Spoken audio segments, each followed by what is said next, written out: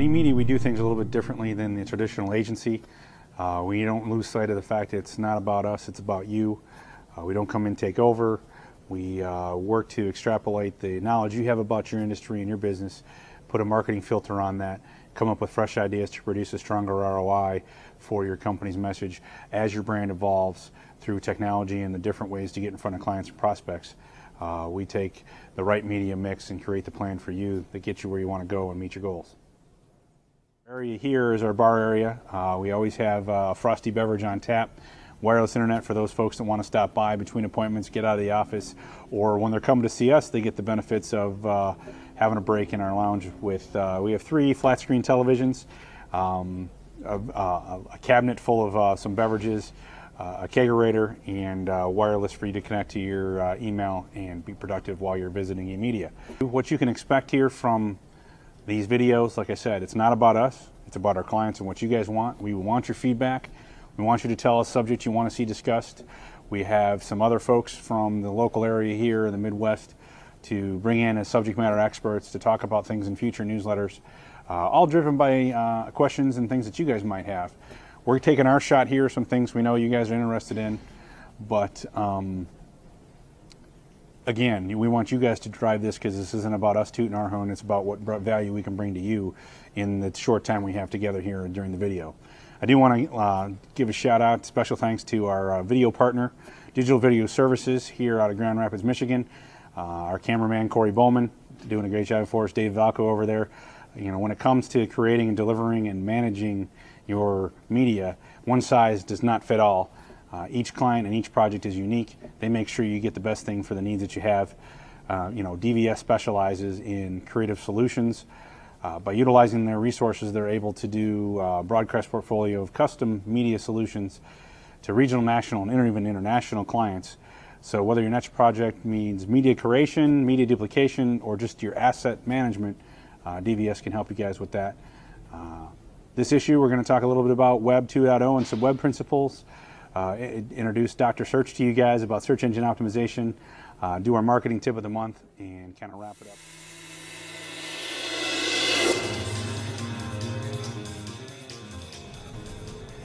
Joining me now in our first segment of this part is called the Web Development Minute is our Director of Application Development, Craig Vandenberg.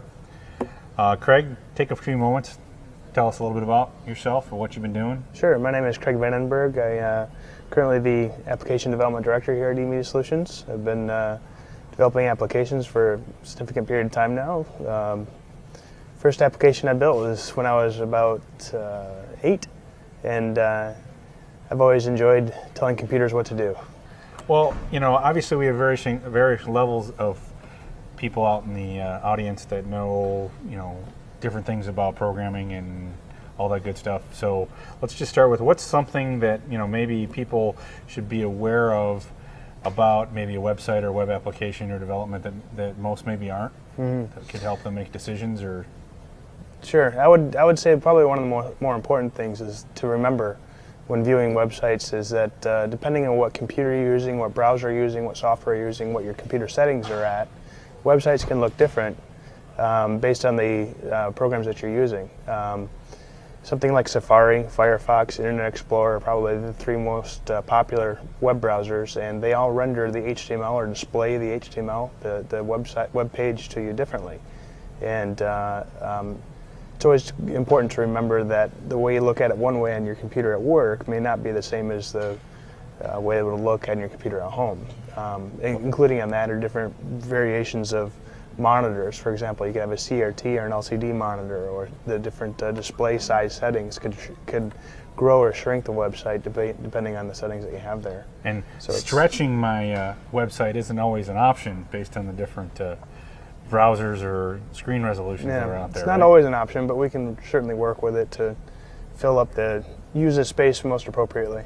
Well, I knew there was a reason why he has 6 browsers loaded in on his computer over there to make sure that everything looks good. Yeah. Well, what would you say was the latest development tool, or maybe a tool out there that people can use to help capture things for their website, or they can use to spice some things up for their web application? Sure. There's a program that's freely available to everybody out there. It's called paint.net, and the website to go to get that is getpaint.net.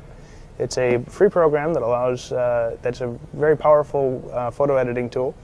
Very similar to Photoshop, not as in-depth, but it's much more user-friendly, and I use it pretty much on a daily basis here at work.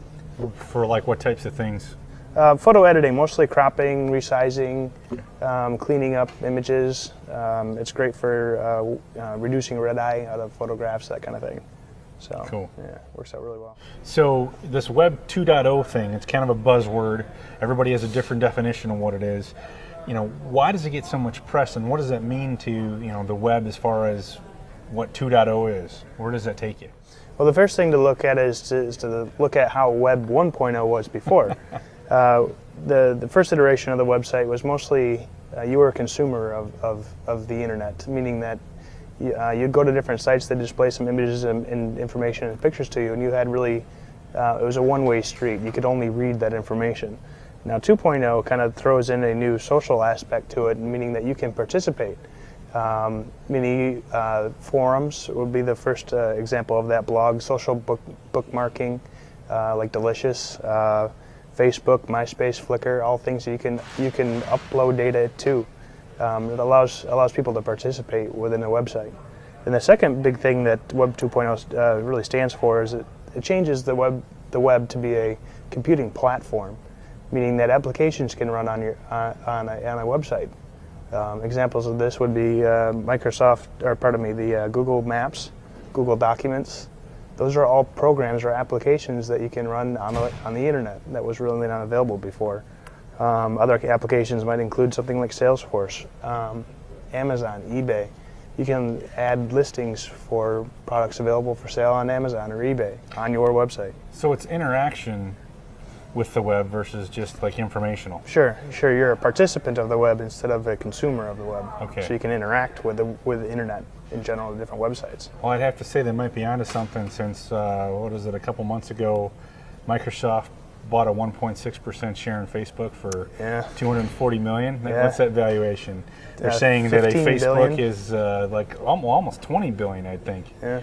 Something like that is what they're putting the value of that as a Web 2.0 tool. Yeah, it's very crazy. You know, what tool or development tool have you found out there to be really helpful for you or somebody that's looking to enhance their website that they could use to have an impact on the quality of what that is that they're creating? Google Maps is a great utility to have on a contact page for a website. Now Google Maps added a new feature that was released a couple weeks ago that allows the website owners to add a component of the Google Map directly into their website. Fully functional, just like going to maps.google.com, but it's on your website. And you can bookmark where the location of your building is. So therefore, you can get directions from anywhere in the world to that location without leaving your website. It's a really nice tool. You can then get the satellite overview, go with the hybrid. Isn't something map. like that free? It is free. That's right. Okay. Yeah, that is free. All you need to do is add one line of code to your HTML, and you have a fully functional Google Map. Okay, cool. So there you go. You're talking about enhancing a website, and it doesn't even cost you any money other than knowing how to do it. If you have any questions, or if you want to suggest some questions for our next newsletter, you can hit dev, at eMediasolutions.us with your questions, and we'll see what we can do to get some answers.